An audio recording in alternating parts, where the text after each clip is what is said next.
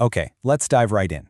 You know, every single business, I don't care if it's a corner bakery or a giant tech company, they're all wrestling with one fundamental question. It's the question that really sits at the heart of everything they do. And you might think, wow, that sounds incredibly complicated. But the logic behind it?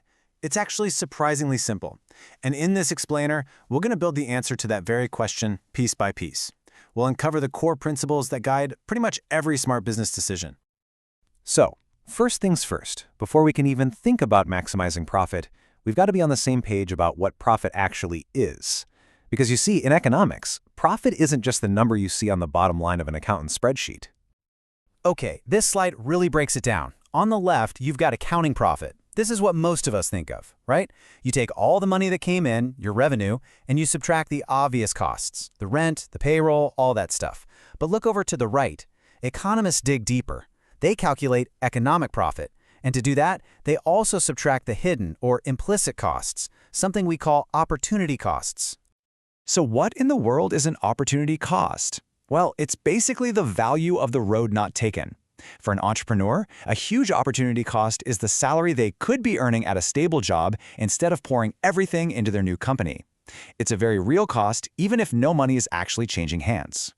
So, and this is the crucial point, a business could be making a positive accounting profit, but actually be running at an economic loss. If it's not creating enough value to cover those hidden opportunity costs, it's not truly succeeding. So from here on out, when we say profit, we mean economic profit. That's the real measure of success. All right, so how do we find that profit? Well, instead of asking this huge, overwhelming question like, how many thousands of widgets should we make this year, smart businesses simplify things. They make decisions at the margin. They just ask about one more. The first tool we need for this is called marginal revenue. It's simpler than it sounds. If you sell t-shirts, your marginal revenue is just the extra money that you get from selling, you guessed it, one more shirt. That's it. And of course, marginal revenue has a partner, marginal cost. This is what it costs you to produce that one extra t-shirt. The cost of the cotton, the ink, the labor, all for that single additional unit. Now check out how these two forces interact in this table. Notice the marginal revenue column is just a constant $100. That's pretty common in competitive markets. But now look at marginal cost. This is where it gets interesting. For the second unit, it actually drops. Maybe they got more efficient. But then it starts to climb and climb until, whoa, for that sixth unit, it jumps to $150. This U-shaped pattern for marginal cost is incredibly common in the real world. Okay, so we've got our tools. We've got marginal revenue. We've got marginal cost. Now we can finally find that magic number, that profit-maximizing sweet spot. You know, this whole big, complex business decision, it really boils down to asking one simple question, over and over again. For every single unit you think about making, you just ask, does this one add more to my revenue than it adds to my cost? And if we apply that rule to our table, it becomes crystal clear. For the first unit, you get $100 and it costs you $50. Easy call, make it. You do that all the way down to the fifth unit. You still get $100 and it only costs $90. You're still making $10 of profit on that specific unit, so you make it. But then you look at that sixth unit. The cost suddenly jumps to $150, which is way more than the $100 in revenue. Making that one would actually reduce your total profit. That's the signal, right there. That's where you stop. And this brings us to the single most important rule of this entire topic. This is the big aha moment.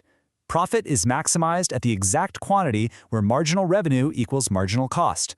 You've squeezed out every drop of profit up to that point. Making one more would just start to hurt you. That's the magic number. Okay, but let's be realistic. What happens when things go wrong? What if there is no quantity where you can actually make a profit? This is where the logic gets even more interesting because the best decision, it's not always what you think. I mean, it seems like a no-brainer, right? If you're losing money, you cut your losses and you shut the doors.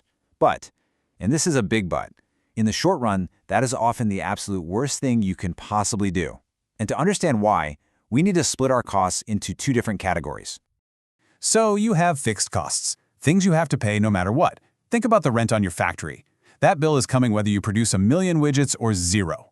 Then you have variable costs, like raw materials or labor. These costs are tied directly to production. If you stop making stuff, these costs go to 0. So here's the decision process. If the price you're getting for your product is higher than your average variable cost, you should actually keep operating. Why? Because every sale covers its own direct costs, and it contributes some money toward paying that big rent bill you have to pay anyway. If you shut down, you'd have zero revenue to help with that rent, and your loss would be even bigger. But if the price falls below your average variable cost, then you shut down. At that point, you're literally losing money on every single item you make. And this table contrasts the short run and the long run perfectly. Take a look at that middle row. When you're losing money, the short-run decision might still be to stay open to minimize your losses. But in the long run, there are no fixed costs. You can get out of your lease, you can sell the factory. So in that same situation, the long-run decision is to exit the market for good. So let's just recap the whole journey. Number one, true success is measured by economic profit, which includes those invisible opportunity costs.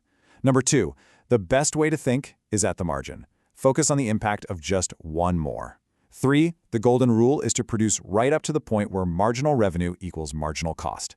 And finally, number 4, even when you're losing money, it can be smart to stay open as long as you're covering your variable costs. And this leaves us with a final thought. This logic, it doesn't just apply to businesses. Think about the benefit of studying for 1 more hour versus the cost of losing sleep. The extra revenue of taking on 1 more project versus the cost to your free time. Once you start looking for it, you'll realize we're all making marginal decisions all the time.